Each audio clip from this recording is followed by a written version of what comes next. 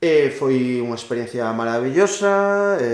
boto moitísimo de menos non ter o Alalá porque para a xente que nos preocupa a compilación e a divulgación, poñer iso coa calidade con que se poñía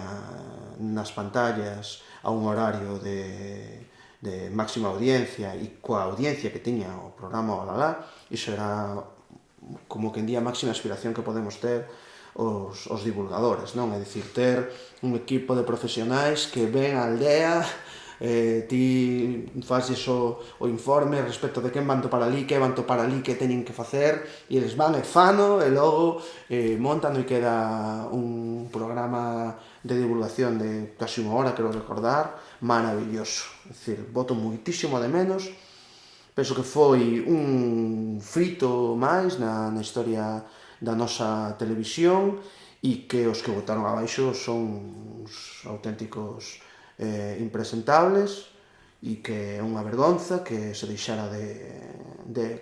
contar co Alalá porque queda moitísimo traballo por facer e foi evidente que foi un proxecto super viable feito con moitísimo cariño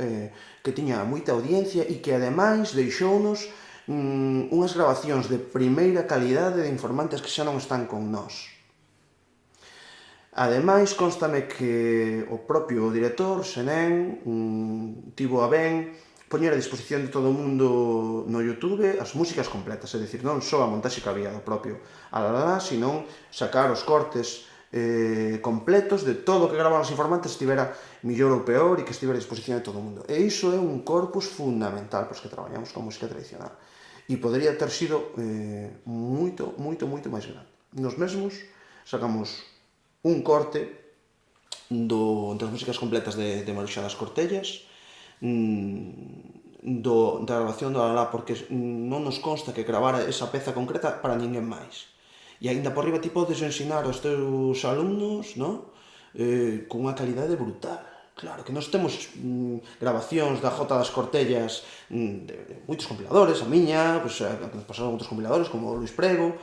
pero claro, que ti escoitas a Olalá e iso non compite con nada. Claro que nós, os compiladores, temos os medios que temos, pero ter a nosa disposición os medios técnicos do Alalá e poder facer esas grabacións é algo que hoxe por hoxe sigue sendo fundamental. Vamos, eu reclamo que volo ao Alalá unha mil veces e se non, calquera formato similar. Pero, de logo, a TVG ten que comprometerse con o noso patrimonio e non a requeixar, non a recunchar a xente que quere traballar ben e polo que de todos, como xa se ten demostrado.